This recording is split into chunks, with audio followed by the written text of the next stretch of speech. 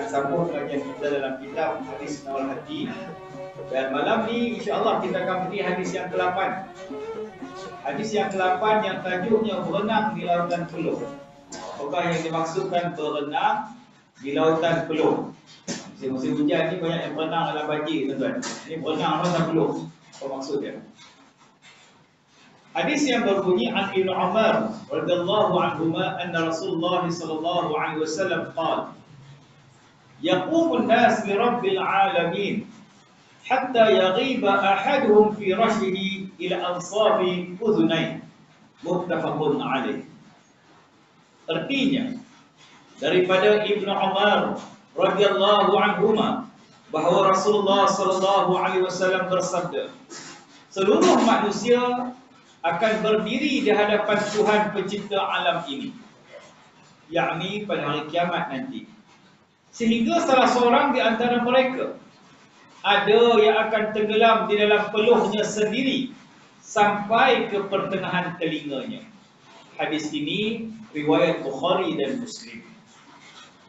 Keterangan, suasana pada hari kiamat adalah bersangatan panas, yaitu ketika orang ramai semua dibangkitkan dari kubur untuk menghadap Allah Subhanahu wa taala. Mereka semua berkumpul di padang mahsyar untuk dihisab dan diperhitungkan segala amal perbuatan. Maka keadaan orang ramai pada masa itu berbeza-beza mengikut keadaan amal perbuatan masing-masing.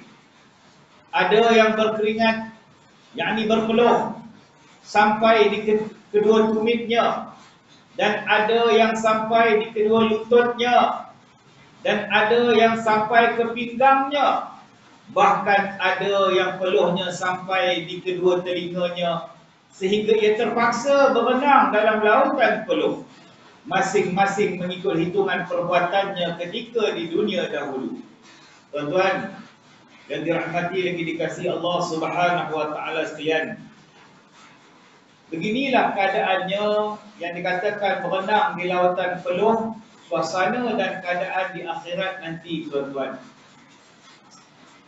Walaupun kita tak boleh nak bayangkan macam mana, kita pun belum sampai masanya lagi, tetapi keadaan ini, situasi ini wajib kita imani. Wajib kita yakini sebagai seorang Islam, salah satu daripada rukun Islam ialah beriman kepada hari akhirat. Maka bila dikatakan beriman kepada hari akhirat itu, maksudnya dengan suasana pada hari akhirat itu, kita perlu yakin ia akan berlaku. Kita akan dihimpunkan di padang mahsyar. Kita akan menghadap Allah Subhanahu wa taala di mahkamah Rabbul Jalil. Kita akan dihitung amalan kita, dibukakan kitab suratan amal kita. Kita akan melalui titian siratal mustaqim, dan juga kita akan ditentukan nasib kita sama ada ke syurga ataupun ke neraka. Ini wajib kita imani, dan ianya pasti akan berlaku kepada semua manusia tanpa seorang pun dikecualikan. Daripada Nabi Adam alaihissalam sampailah ke hujung usia dunia ni, tuan-tuan. Manusia, makhluk yang namanya manusia dan jin, dua-dua ni akan berhadapan suasana hari akhirat nanti. Tak dapat nak lari, tuan-tuan. Jadi udahlah kita ni, di kalangan kita ni, di antara manusia ni, dalam kubur pun dah lama. Dalam kubur bukannya seminggu, 2 minggu. Tok nenek moyang kita tu dah berapa tahun dah, tuan-tuan? Sudah berapa puluh tahun. Tok nenek moyang lagi sudah berapa ratus tahun dah demo dalam kubur tu. Ada yang dah ribuan tahun dalam kubur. Suasana dalam kubur tu pun, itu pun berdasarkan kepada amalan masing-masing. Ada yang bernasib baik, ada yang nasibnya tidak baik. Ada yang kubur terima dia sebaik-baiknya, ada yang kubur menyampah tengok dia. Bayangkan, kubur menyampah tengok ahli kubur. Ni ada hadis dia nanti kita akan sentuh waktu. Bayangkan, kubur pun tak suka kepada orang tu. Apalah nasibnya agaknya, kan, bila mana duduk di tempat orang tak suka. Kita pergi rumah orang tuan-tuan, orang tak suka kita. Rasa seronok kat rumah orang tu. Tak seronok. Dia rasa nak duduk luar, rasa nak nyewa hotel je rasanya. Nampak? Sebab tuan rumah tak suka ke kita. Tapi nak keluar, nak berlari, nak pergi tempat lain dah tak boleh. Mana lagi kita nak pergi, sudah ada dalam kubur. Duduk je lah. Kubur suka ke, tak suka ke, kena duduk situlah tempat kita sudahnya tuan-tuan. Kalau dia suka kita, dia layan kita elok. Kubur yang sempit itu diperluaskan oleh Allah. Diberikan nikmat-nikmatnya. Tapi kalau dia dah tak suka, kubur yang sempit itu Allah sempitkan. Sampai Nabi silamkan tangan dia macam ni. Menunjukkan bertemunya rusuk kiri dan rusuk kanan tuan-tuan. Dihipit, akibat hipitan kubur tu, rusuk kita ni bertemu dengan rusuk kiri, rusuk kanan, dia bertemu macam ni. Didatangkan binatang-binatang yang berbisa. Allahu Akbar. Itu bila kubur dah tak suka. Nasibnya berbeza-beza. Udahlah dunia ni, hidup di dunia ni pun nasib kita berbeza-beza. Ada yang untung, ada yang tak berapa nak untung, ada yang rugi memanjang. Hidup kita di dunia ni, ada yang kaya, ada yang miskin, ada yang sehat, ada yang sakit, ada yang bahagia, ada yang derita. Sama jugalah keadaannya di kubur nanti. Dan samalah juga keadaannya bila kita semua dibangkitkan di hari akhirat nanti, nasibnya pun berbeza-beza. Bila semua manusia dihimpunkan di padang mahsyar, tak dikecualikan. Bayangkan betapa ramainya umat manusia, campur dengan jin-jin lagi. Mak tak tahu nak cerita lah. Kalau orang pergi Mekah tu, tengok di padang Arafah tu pun kita dah rasa ramainya manusia. Kan? Kita dah rasa ramai sangat dah. Seluruh dunia tu orang datang situ tu. Kan? Kalau kita buat, kalau di kita sini, kalau ada ceramah-ceramah umum pada penuh. Sekarang KP Pilihan Raya lah penuh. Tapi tak boleh nak ramai-ramai. Kan? Ramai orang. Jadi maknanya, di padang mahsyar tu lagi ramai. Bayangkan seluruh umat manusia. Tak tahu nak digambarkan lah tuan-tuan. Punyalah ramai manusia ketika itu. Dan saat itu ada yang bahagia, ada yang derita. Ada yang dia rasa selesa. Ada yang rasa azab. Ya Allah sangat-sangat. Maklumlah manusia ramai. Kita kalau ramai-ramai pun kita rimeh. Pergi pasar malam. Kalau ramai-ramai, dia rimeh. Saya rimeh kan kadang. Tergesek sana, tergesek sini. Kejap nak dara gesek, kejap mak orang, bini orang gesek. Kita nak rimeh ya. Seronok-seronok lah rimeh. Terimeh juga. Kan? Pergi apa-apa jalan bagi India, kadang Malaysia Raya. Ya Allah punyalah ramai manusia. Kita pun saya tak berapa nak gemar kan. Lepas tu saya tak suka pergi pasar raya. Orang jenis saya lah. Ada orang suka. Orang perempuan suka lah. Tak kira ramai tak ramai. Janji dapat shopping. Itu orang perempuan. Kita orang lelaki ni tak suka. Saya lah. Tuan-tuan kalau gemar lah. Pulang tu tuan-tuan. Jadi maknanya ramai-ramai ni rimeh tak rimeh tuan-tuan. Itulah suasananya di padang mahsyar nanti. Ketika itu kepanasannya. Panasnya tuan-tuan. Seumpama matahari itu sejengkal daripada kepala kita. Bukanlah matahari itu letak sejengkal atas kepala kita ni. Kalau betul-betul matahari letak sejengkal, cahaya kita tuan. Cahaya kita ni. Tapi perumpamaannya, panasnya. Kita dunia ni pun, kalau panas kita berasa kata macam tu. Ui, panas benar. Rasa dekat je matahari kata kepala aku ni. Kita perumpamaan. Mana kepanasan yang sangat-sangat. Kalau udah perumpamaan dia macam sejengkal tuan-tuan. Tak tahu nak kata lah panasnya macam mana. Kita tak apalah, musim hujan ni sejuk. Dah kena duduk dalam aircon pula. Pasal dah tidur wajah-wajahnya. Nampak tak? Kan? Ini panas tuan. Soal cerita lah. Tengah-tengah padang pula tu. Mana ada aircon? Mana ada tempat nak apa namanya nak berlindung duduk bawah kemah ke balai raya ke, nak lepak mana-mana ke, tak ada. Jadi ada yang menerima azab yang pedih ketika itu. Ketika itu jugalah mengikut amalan masing-masing. Ada yang dah bila panas-panas tu berpeluh tuan-tuan. Peluhnya sampai ke tumit. Bayang kalau peluh tu, ayuh peluh tu sampai ke tumit.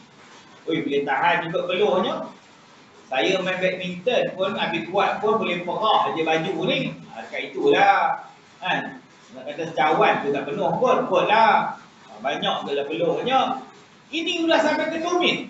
Tumit tak apa lagi. Ada yang teruk sampai ke lutut tuan-tuan. Peluhnya. Ya Allah. Macam banjir dah. Ni risau tu hujan ni banjir ni. Saya dah nak Shah Alam kan ni tuan-tuan. Kan? Risau juga. Ada kawan kata, oi Ustaz hujan lebat ni hati-hati jalan katanya. InsyaAllah lah. Ada yang sampai ke pinggang peluhnya tuan-tuan. Allahu Akbar. Ish, sudah macam kolam renang pula. Kolam renang budak lah. Ada yang dah sampai ke dada.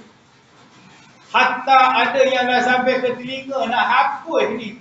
Apa namanya kepala ni. Sehingga ada di kalangan manusia ketika itu yang terpaksa berenang dalam lautan peluh mereka sendiri. Allahu Akbar. Berenang dalam lautan peluh mereka sendiri.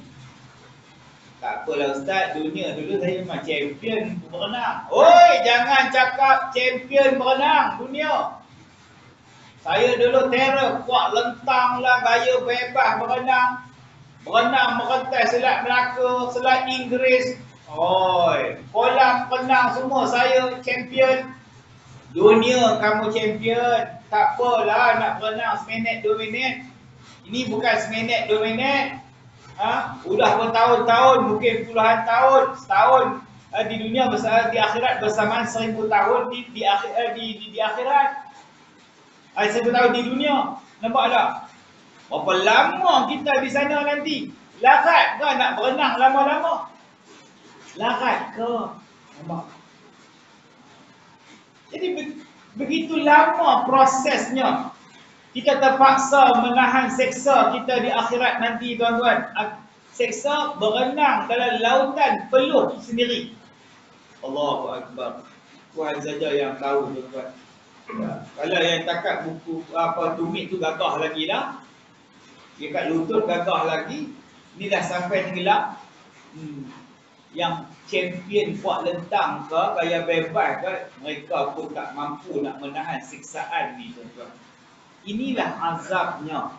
Ya, orang yang orang kata dengan kefasikan mereka, dengan dosa-dosa yang mereka lakukan di dunia dahulu, Allah turunkan azabnya di padang mahsyar. Belum lagi syurga, neraka, titian sirat, belum lagi tu. Baru di padang mahsyar tuan-tuan. Di situ orang yang ahli maksiat ni sudah merasai azab yang begitu pedih sekali. Belum lagi proses-proses yang seterusnya tuan-tuan. Jadi siapakah di kalangan kita ni yang sanggup orang kata berhadapan dengan situasi yang seumpama itu? Takut kita, gerun kita tuan-tuan. Ya. Jadi kita pun tak tahu nasib kita macam mana. Semuanya berdasarkan amalan masing-masing. Banyak buat baik, banyak buat kebajikan, banyak buat benda-benda yang membolehkan pahala, insya-Allah ya Allah selamatkan kita. Tapi kalau banyak buat dosa, banyak buat benda mungkar, maksiat, banyak buat benda-benda yang menyalahi hukum Allah, menyalahi syarak, bagaimanalah nasib kita di sana nanti tuan-tuan? Ini yang menggerunkan kita. Tapi manusia ni dia tak rasa gerun, tak rasa takut, tak rasa apa-apa. Kerana lemahnya iman mereka tuan-tuan. Mereka tak yakin akan pembalasan Allah di hari akhirat nanti. Kita takut. Nak buat dosa pun takut. Ya, sehingga Nabi kata orang beriman ni, dia nak buat dosa ni, Seumpama gunung nak hempap kepala dia. Macam itulah perumpamaannya bila mana kita ni buat satu dosa. Tapi orang fasik ni bila dia buat dosa, umpama lalat yang hinggap di hidung lalu ditepih macam tu. Macam tu je. Dia anggap benda tu ringan, benda tu tak ada apa-apa. Benda tu biasa bagi dia. Bila buat benda mungkar, bila buat benda maksiat. Kita ni macam mana? Kita takut tuan-tuan. Bila kita tinggalkan solat, ya Allah, kita takut. Bila kita buat satu-satu dosa, kita rasa gerut, terus istighfar, terus minta ampun pada Allah. Bertaubat pada Allah dengan bersungguh-sungguh. Kerana kita pernah melakukan dosa kita kepada Allah Subhanahu Wa Taala. Begitu gerut dan takutnya kita bila buat satu-satu dosa. Itu kita tak apalah, yang ada kesedaran ni tuan-tuan. Yang fikir dalam kepala kita, fikir bagaimana nak menjunjung perintah Allah, nak meninggalkan segala mungkar dan maksiat dalam hidup kita, nak buat kerja-kerja baik, nak mencegah akan benda-benda mungkar. Itu kita. Ni, kawan-kawan kita ni. Yang tak seperti mana kita ni. Yang tak peduli soal pahala dan dosa dalam hidup mereka. Halal haram, hayun semacam je. Tak fikir benda tu patuh syariah ke, tak patuh ke, apa aku peduli. Janji masyur. Nampak? Tak peduli soal halal haram, baik buruk dalam kehidupan. Sebab mereka tak fikir nasib mereka ni dalam kubur nanti macam mana, di akhirat, di padang mahsyar nanti macam mana, di mahkamah Rabbul Jalil nanti macam mana, suasana nak berjalan di titian siratal mustaqim macam mana, dia tak fikir. Dia tak masuk dalam kepala dia tuan-tuan. Nampak? Ini ahli maksiat, ahli mungkar. Kita yang mengaji, yang menuntut ilmu, yang ada kesedaran, kita fikir benda-benda tu. Aku ni hidup ni bukan dunia semata-mata. Aku ada lagi kehidupan selepas ni. Kehidupan yang dinamakan alam kubur, alam roh, alam barzakh. Kehidupan yang dinamakan alam akhirat. Tu fikir aku nanti kat sana macam mana. Ini kata kita ni manusia yang berwawasan. Wawasan apa? Wawasan akhirat. Itulah vision kita. Kita punya halal tuju kehidupan kita, kita nak bahagia di sana. Biar keperitan itu kita rasa di dunia ni tak apa. Susah sikit di dunia tak apa tuan-tuan. Oi susah. Berat kadang-kadang nak beramal berat. Nak mari surau berat. Nak solat jamaah pun rasa berat. Nak baca Quran, nak zikir, nak wirid, nak doa, nak istighfar, nak taubat berat. Tapi kita buat juga walaupun dalam berat. Susah, mengantuk, letih, malas, macam-macam lah tuan-tuan. Tapi kita buat, kita lawan segala perasaan itu kerana duk fikir bagaimana nasib aku di sana nanti. Takut nanti tak lepas. Ya, tak lepas soalan-soalan Allah. Ya, tak banyak suratan amal kita yang nak dibentangkan, yang baik tak banyak, yang jahatnya yang banyak. Dosa saya ceritalah tuan-tuan. Macam-macam dosa kita pernah buat. Ni, yang baik-baik ni, amalan ni, amalan-amalan soleh ni, benda-benda kata kebajikan ni. Ya, ibadat kita, jariah kita dan sebagainya. Ini yang kita perlu, yang ni yang kita fikirkan. Jadi kita orang yang ada wawasan akhirat ni tuan-tuan, kita fikir bagaimana nak membahagiakan kehidupan kita di sana.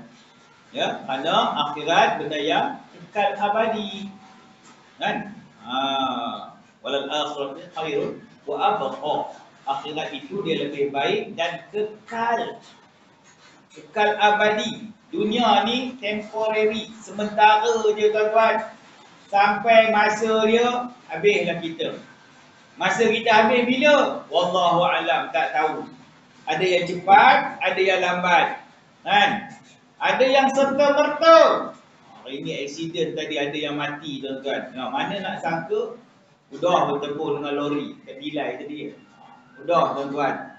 Mana nak sangka tengah bawa kereta, borak-borak dengan bini, borak-borak, pura-pura dengan anak, tiba-tiba, udah meninggal. Nampak? Apa nak sangka? Banyaklah kawan-kawan kita macam tu. Jadi maknanya, kita tak tahu bila saatnya itu. Namun persiapan, orang yang bijak kata Nabi, orang yang membuat persiapan dalam menghadapi kematiannya. Bagaimana nanti dia saat dia mati nanti, bila dia berada di alam yang lain, dia dah bahagia dah di situ dengan amalan-amalan dia. Ini yang kita duk kerja, tuan-tuan. Ya, baik, kita sambung sikit lagi kita. Dah isyak dah. Walaupun begitu demikian, di sana ada pula 7 golongan yang akan dinaungi Allah Subhanahu wa taala di bawah naungan arasy yang mulia.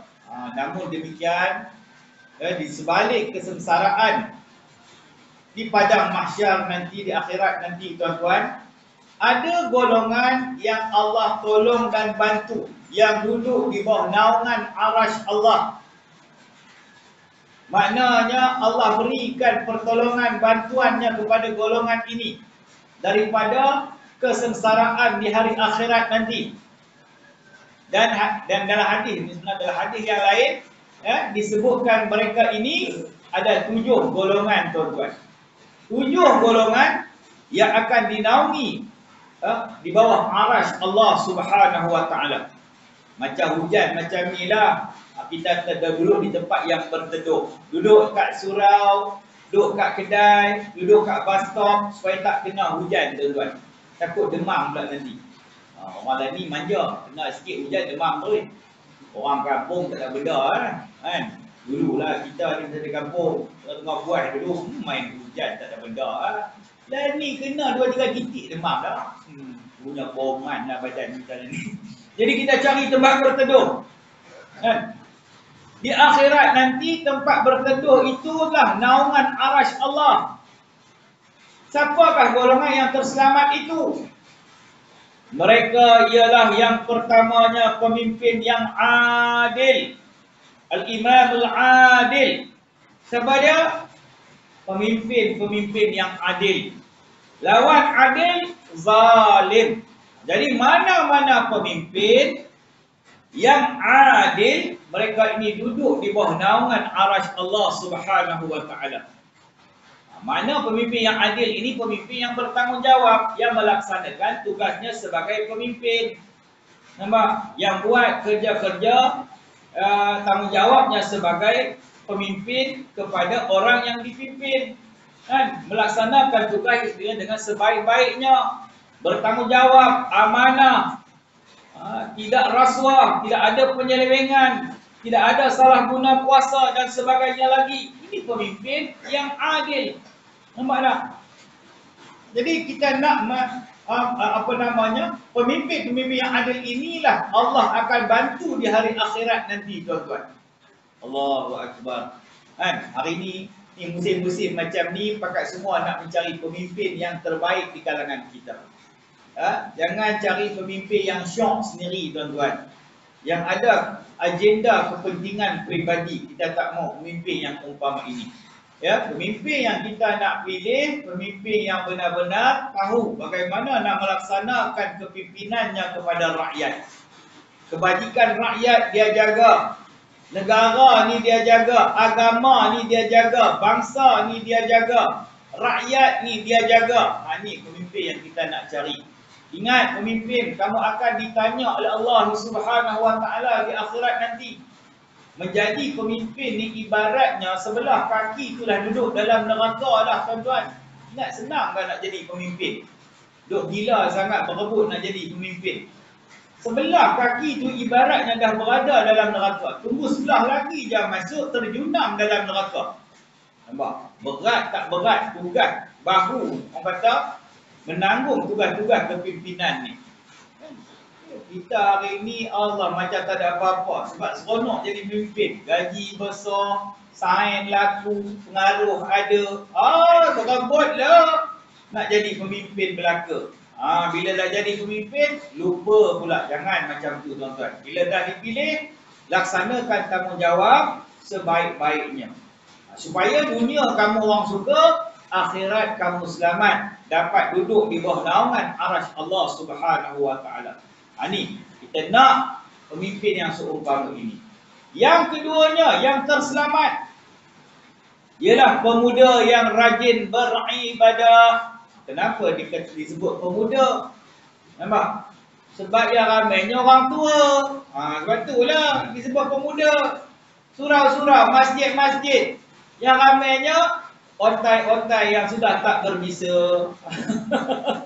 Geng-geng pencen yang ramai, tuan-tuan. Kalau pergi masjid mana pun, surau mana pun, nak cari orang muda tu adalah kerat, 2 kerat, 2-3 kerat dia, tuan-tuan.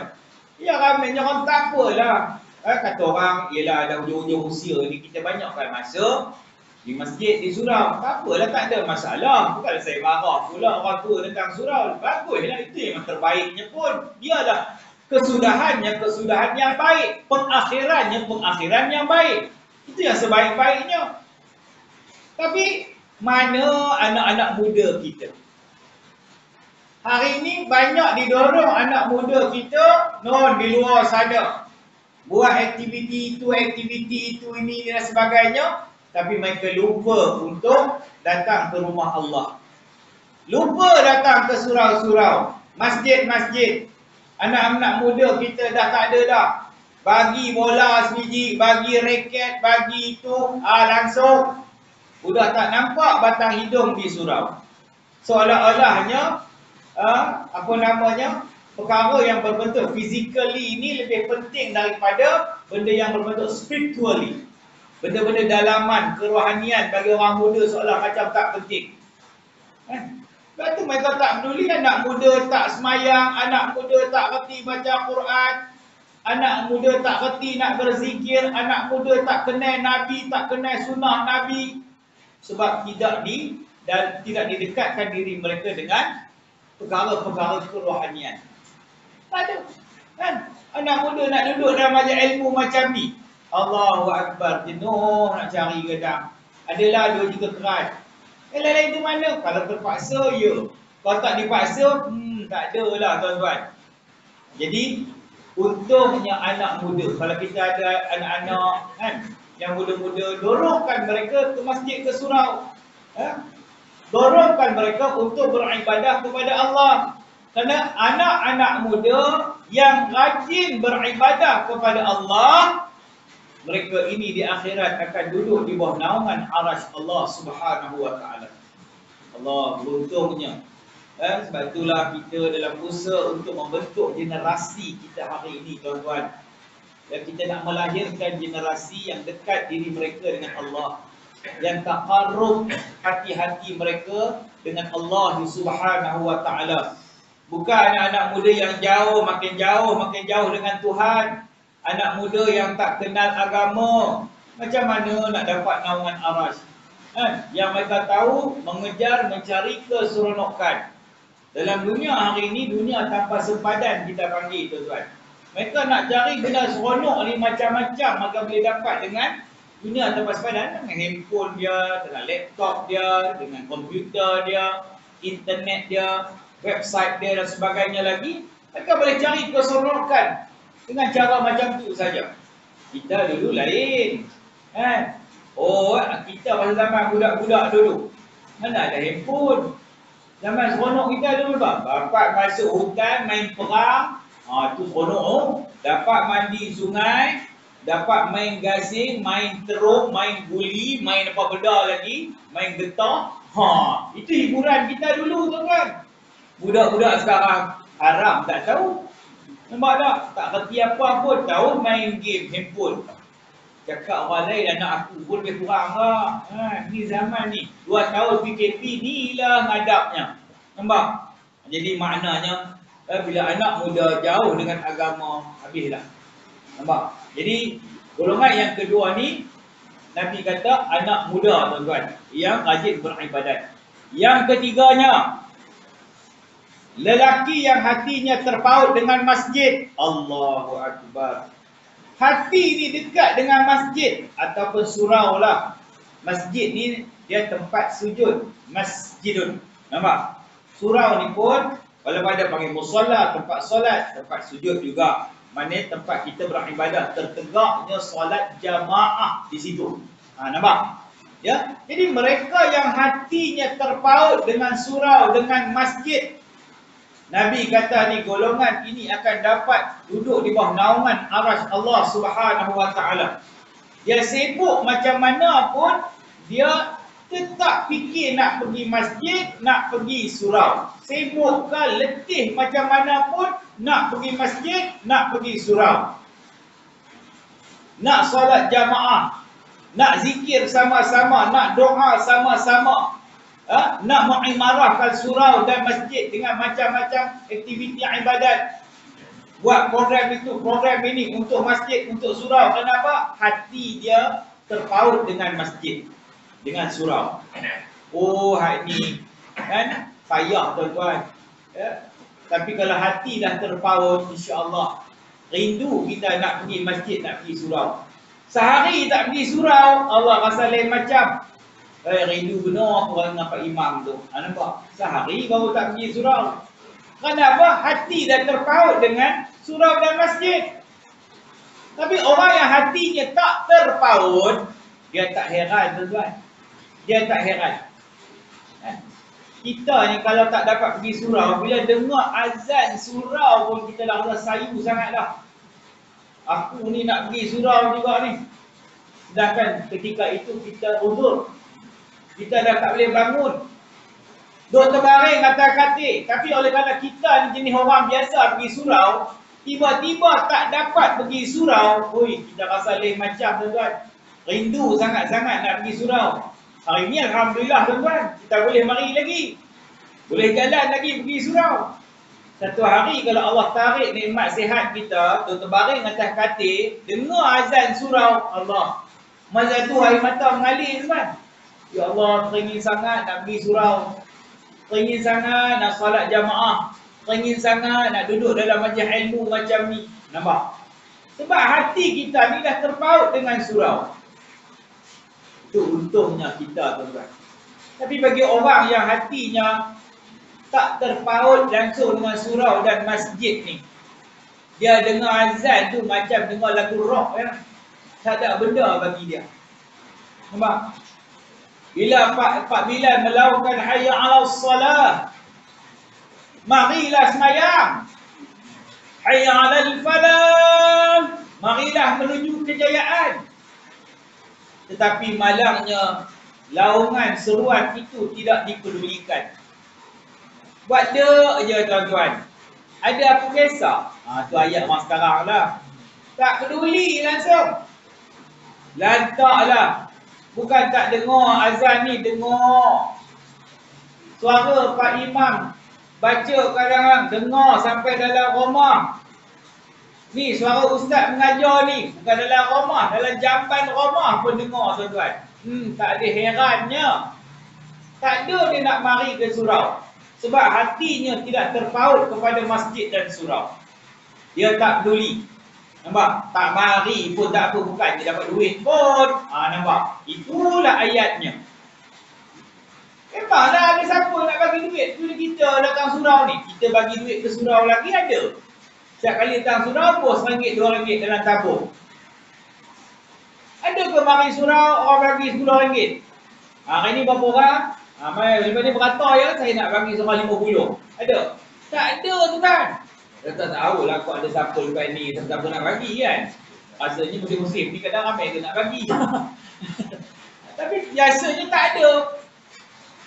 Sebab kita semua bukan nak duit, kita nak ganjaran Allah, bukan ganjaran manusia.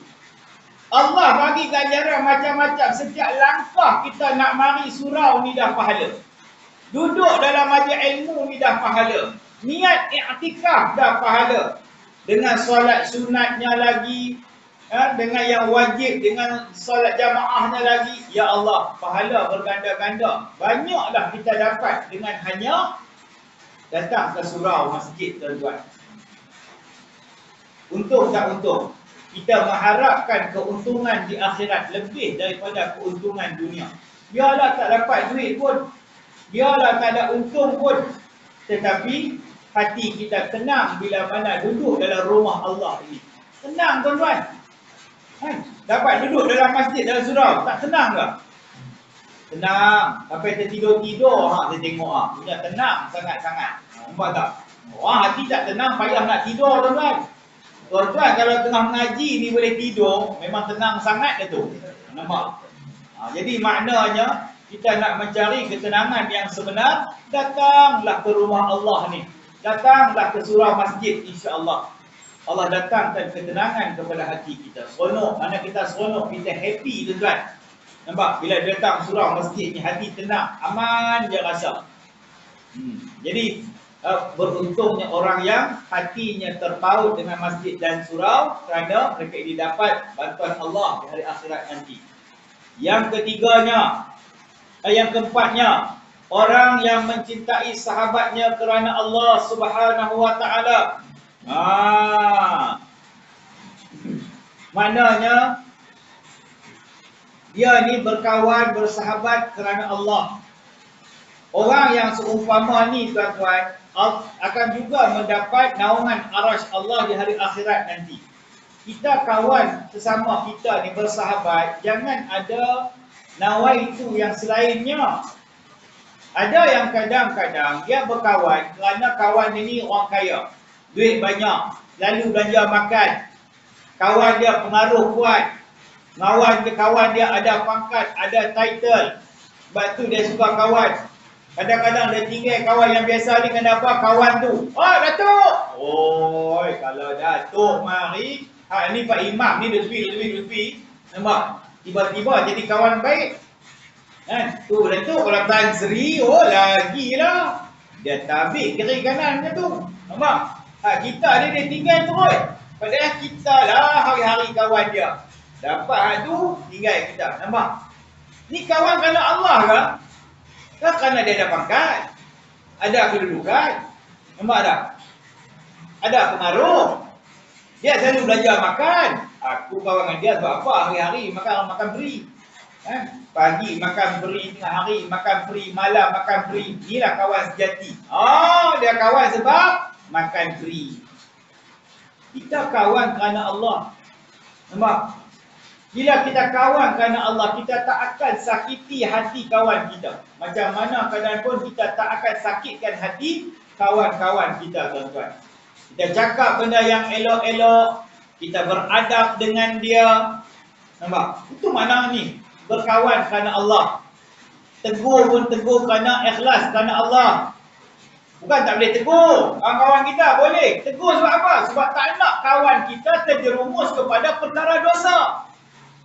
Lepas tu kita kawan baik dengan dia. Aku suka kamu ni sebab kamu ni selalu ingatkan aku. Time semayang kamu ingatkan aku. Time aku buat dosa kamu tegur aku. Aku suka kamu. Nampak? Ni dah. Tegur tak boleh. Apa semayang-semayang? Umur kita masing-masing. Marah pula bila kita tegur dia. Kan? Nasib-nasib kita lah. Sebati kita lah. Tak ada kawan yang jenis tak boleh kena tegur. Tak boleh tuan-tuan. Kalau teguran tu teguran yang membina. Nasihat-nasihat yang baik kita terima. Alhamdulillah kamu ingatkan aku. Ya, kalau tidak aku ni kalau rasanya lara jugalah. Ya, rasa-rasanya aku ni silap-silap terjumpa pada benda-benda mungkar maksiat. Narilah aku berkawan dengan kamu, geng-geng surau ni. Nampak? Ni kita kawan geng-geng surau ni. Sikit punya untung. Orang surau memang baik-baik. Ingatkan kita solat, mengaji, zikir, doa, taubat. Ni untungnya kita kawan dengan geng-geng surau. Tapi kalau kawan dengan geng-geng kutu berhak tu, yang tak kerti apa tu, tanya-tanya macam ni, nampak? Dia ajak merapu kan? Dia tak ingatkan kita buat solat. Dia tak ingatkan kita soal akhirat. Dia tak ingatkan kita soal ibadat. Yang dia tahu, cari seronok. Berhibur. Nampak? Jadi kalau ada kawan macam ni, kita sama pun jahanam tuan-tuan. Carilah kawan-kawan yang elok-elok. Sebab, bila mana kita ada kawan yang sentiasa ingatkan soal akhirat ini tuan-tuan, ya, kerana inilah tandanya kita berkawan kerana Allah. Jadi berkawan kerana Allah ni tuan-tuan, di akhirat nanti mereka ini akan diselamatkan oleh Allah Subhanahu Wa Taala, duduk di bawah naungan arasy-Nya.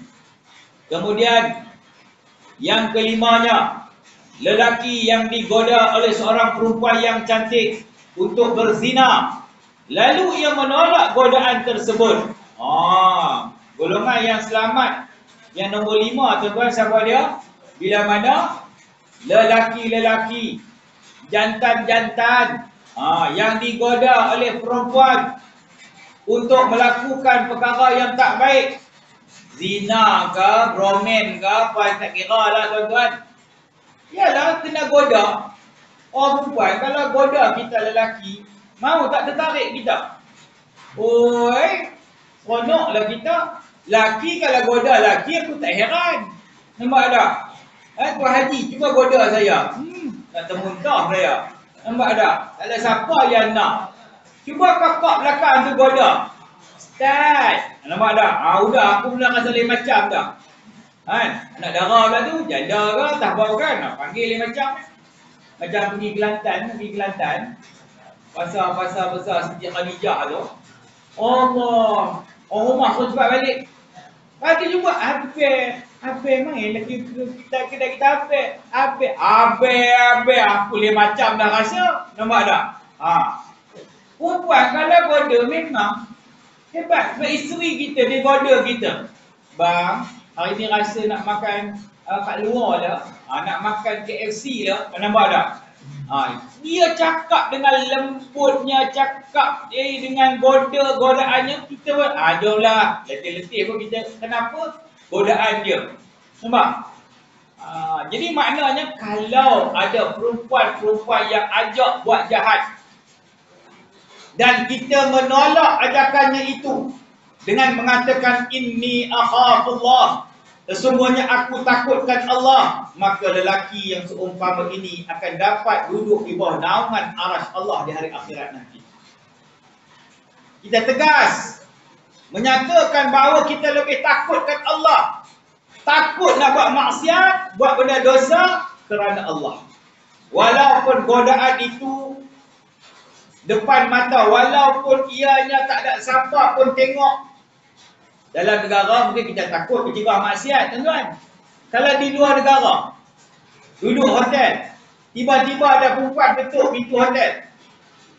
Do you need any service from me? Tu dia tanya. Anak sedia apa daripada aku? Macam. Udah pakai skirt pendek, tuan-tuan. Baju sendat padat. Macam. Bini jauh. Tak ada siapa, mencegah maksiat pun tak ada. Macam. Ketika itu antara kita dengan Allah. Kalau orang yang kuat imannya, inni akhafullah. Masya Allah. Aku takut ke Allah. Saya tengok ada beberapa orang ahli sukan yang tak mahu dipegang oleh wanita. Salam dengan perempuan pun tak nak. Macam dia tekan. Walaupun dia boleh je kalau nak salam. Nampak? Macam Habib apa semua tu kan. Yang ala-ala Gusti pun semua. Dia boleh je salam. Tapi dia tak salam. Ada ahli sukan bila dia menang, biasanya mereka ni dihadiahkan dengan botol arak kan. Botol arak kalau menang race motor kan dapat botol arak besar tu kan. Tapi ada apa namanya ahli sukan kita daripada Malaysia, pelumba kita, yang bila dia tak terima botol arak tu, daripada raih dengan arak dia belah, dia cabut. Nampak ketegasan dia tak mau terlibat dengan perkara dosa dan maksiat. Walaupun boleh saja, setakat nak happy-happy. Boleh je, layan je lah, bukan minum pun. Dia tak mau. Dia tak mau terlibat langsung dengan benda-benda dosa tu. Ini orang yang kuat iman dia, tuan-tuan. Bila mana digoda, kan? Dia melarikan diri dan mengatakan dirinya lebih takutkan Allah Subhanahu Wa Taala. Jadi orang lelaki yang menyelamatkan dirinya daripada godaan-godaan yang boleh menjerumuskan mereka ke arah kebinasaan, maka mereka ini akan mendapat naungan arasy Allah Subhanahu Wa Taala di hari akhirat nanti, tuan-tuan. Jadi itu orang kata itu orang yang memang iman dia kental sungguhlah, betul-betul kuat imannya. Dan yang keenam, orang yang menyembunyikan sedekahnya. Siapa dia yang selamat lagi? Yang keenam daripada 7 golongan tadi, yang keenam iaitu orang yang sembunyikan sedekah dia. Dia buat benda kebajikan jariah ni orang tak tahu. Sedar-sedar dalam tabung surau, ya Allah, ada 5,000, siapa bubuh ni? Semua senyap je. Yang bubuh tu pun senyap. Buat tak tahu je. Pasal dia yang bubuh. Nampak tak? Dia tak nak orang tahu. Ada tak orang macam tu? Payah jugalah nak cari. Yang ada tu, akulah yang bubuh tu. Kalau tidak, pelapang habislah orang surau ni. Dia nak cerita juga. Dia yang bagi. Aku kalau tak bubuh RM50 sehari kat surau ni, tak tahulah surau ni bankrupt lah, tutup kedai lah. Nampak? Dia nak cerita juga dia bagi. Dia yang boh. Kan? Aku tak hari memang tak kurang RM10 sehari memang bagilah kat surau ni. Kalau tujuan dia nak memotivasikan orang lain, tak apa. Nak bagi semangat pada orang lain tu sedekah, tak apa. Tapi nak cerita dia bagi. Nak orang tahu. Habis ya. Dapat pahala tuan. Ada kawan saya dulu, dia bubuh 1,000 nak dia untung niaga malam tu, dia bubuh 1,000 kat tabung masjid. Kecoh habis masjid kampung tu. Kalau orang bubuh RM1, RM2, RM10 pun dah banyak dah. Hari tu 1,000. Kecoh satu kampung. Siapa bubuh 1,000 ni dalam tabung masjid ni? Dia cerita kat saya seorang je. Dia tak cerita kat orang lain. Ustaz, tolong jangan cerita kat orang lain. Saya cerita kat Ustaz je. Nampak tak? 1,000 dia bubuh tu kan. Terkejut habis. Wah, sampai lagi orang tak tahu siapa bubuh. Saya seorang je tahu. Ada orang bubuh macam tu. Itu sedekah ni mana kata Nabi, umpamanya tangan kanan yang memberi, tangan kiri pun tak tahu. Tu umpamanya lah. Sedekah yang terbaik macam tu lah tuan-tuan. Orang lain tak tahu. Kan? Baik, kalau mereka yang sedekahnya disembunyikan itu, golongan yang mendapat naungan arasy Allah. Ya, insya-Allah tuan. Yang terakhir sekali yang juga mendapat naungan arasy Allah di hari akhirat nanti, ya, seseorang yang mengingati Allah Subhanahu wa taala dalam keadaan bersendirian, lalu menjujurkan air matanya kerana takut kepada Allah Subhanahu wa taala. Allahu akbar. Ya, golongan yang terakhir yang dapat bantuan Allah taala di hari akhirat nanti, siapa dia tuan-tuan? Ya, golongan yang bila mana dia ingat Allah menitik air mata. Kita ni tambah orang lelaki lah, payah nak menangis kan. Ada orang mati pun tak menangis, gelak lagi dah. Boleh gelak lah, macam orang mati boleh gelak-gelak lagi. Tak patut. Macam orang mati jangan gelak-gelak tuan-tuan. Kadang gelak pun tahu berdekah-dekah. Padahal ahli keluarga si mati sedang bersedih. Tak boleh, tak elok adabnya, tak elok. Kan? Kita orang lelaki payah nak menangis tuan-tuan. Ya? Bini mati pun tak menangis. Hang ni macam tak sedih je. Macam gembira aku tengok. Nampak ada juga. Aku tak tahulah pula. Nampak tak? Susah. Tetapi andai kata, ya, hanya dengan kerana ingat pada Allah. Mana ingat pada Allah ni, ingat dosa kita pada Allah. Ingat kelalaian kita pada Allah. Ingat banyak benda-benda yang tak baik yang pernah kita buat, yang Allah saksikan dalam hidup kita ini. Nangis kita tuan-tuan. Ya Allah, banyaknya dosa aku pada Allah Ta'ala. Banyaknya benda mungkar yang aku lakukan pada Allah. Banyaknya benda salah yang aku buat dalam hidup aku di dunia ni. Bila dia ingat kita banyak buat benda salah pada Allah, kita menangis. Allah, itulah air mata yang paling berharga tuan-tuan. Air mata yang paling bernilai di sisi Allah. Bila mana dia menangis, menitiskan air mata kerana Allah. Bukan kerana benda lain. Ada orang menangis, tengok cerita Hindustan pun menangis. Kejap-kejap lak tisu, kejap-kejap lak tisu. 2 kotak tisu habis. Tengok cerita Hindustan 3 jam. Nampak? Boleh pahala tak? Tak ada. Cuba kamu dalam istighfar kamu, dalam doa kamu, dalam taubat kamu menangis. Dalam munajat kamu menangis, merintih pada Allah Subhanahu wa taala di atas dosa-dosa yang pernah kamu lakukan, mungkar dan maksiat, kejahatan yang pernah kamu lakukan. Air mata itu begitu bernilai di sisi Allah. Air mata itulah yang akan menyelamatkan kamu daripada kesengsaraan di hari akhirat nanti. Ini janji Allah. Janji yang disebut oleh Rasulullah sallallahu alaihi wasallam, orang yang mendapat naungan arasy Allah di hari akhirat nanti. Bila mana menitisnya air mata, bila mana ingatkan Allah. Tuan-tuan, inilah antara jalan-jalan 7 golongan yang Nabi SAW sebutkan yang boleh menyelamatkan kita daripada kesengsaraan di hari akhirat nanti. Kita takut bila Nabi sebut ada yang sampai berenang dalam lautan peluh mereka sendiri. Allah azabkan. Belum lagi soal perjalanan kita yang masih jauh di mahsyar nanti. Di mahkamah Allah, di tiang siratal mustaqim, entah ke syurga, entah ke neraka, ya Allah kita pun tak tahu. Mudah-mudahan Allah Ta'ala berikan kekuatan kepada kita, tuan-tuan. Sama-sama kita memperbanyakkan amalan kita, memperhebatkan lagi ibadah kita. Inilah antara perkara-perkara yang boleh menyelamatkan kehidupan kita di akhirat nanti. Ingat, tuan-tuan, kita bukan kelangsungan kehidupan kita ini bukan hanya di dunia. Kita buat kerja-kerja di dunia ni untuk kepentingan akhirat. Itu yang paling penting.